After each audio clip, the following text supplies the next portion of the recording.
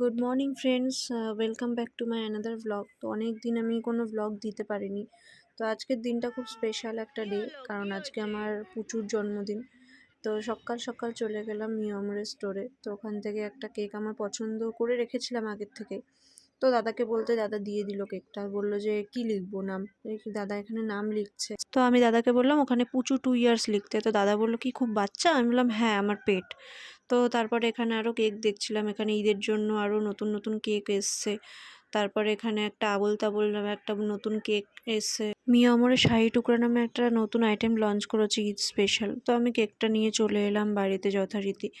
তো এখানে যে ভিডিওটা দেখতে পাচ্ছেন, এটা হচ্ছে পুচুর ফার্স্ট, মানে যখন ও জন্মেছিল তখনকার ভিডিও।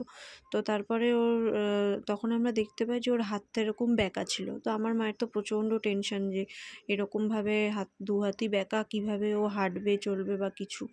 বাট এখন ও যেভাবে মারামারি করে, উফ, না দেখলে বিশ্বাস করার মতন না। এখনও ওর দুটো হাত এরকম ব্যাকাই রয়েছে, কিন্তু ওই ব্যাকা হাত নিয়ে ও হচ্ছে শের। ও পুরো শেরের মতন থাকে আমাদের বাড়িতে। ও যখন হয়েছিল ওর হাতটা এরকম ব্যাকা হয়েছিল, তার সাথে ওর দুটো হাতের মানে নখও ইনকমপ্লিট, মানে ওর 4টে করে নখ রয়েছে। অন্যান্য বিড়ালের পুরো 5টা নখ থাকে। তো তারপরে আমি ওকে সারাদিন মহারাজের কোনো দেখা পাওয়া যায়নি। তারপরে সন্ধ্যাবেলা ঠিক কেক কাটার আগে ও চলে এসেছে। তো আমি এখানে রেডি হয়ে ওকে কোলে করে নিয়ে চলে আসছিলাম। তো এই হচ্ছে আমার প্রচুর বার্থডে কেক। ও 2 ইয়ার্স যেহেতু, সেই জন্য আমি ওখানে 2 ইয়ার্সের দুখানা মোমো হ্যাপি ক্যান্ডেল লাগিয়েছি। Birthday to you. তো এখানে ওর কেক কাটার হ্যাপি প্রস্তুতি চলছে। বার্থডে টু আমি ওর ইউ হয়ে ফু দিয়ে পুচু। দিয়েছি ক্যান্ডেলে। তারপর একটু পোজ মেরে ফটো টটো তোলা হলো। তারপর ওকে বললাম পুচু একটু কেকটা কাটো তো বাবা।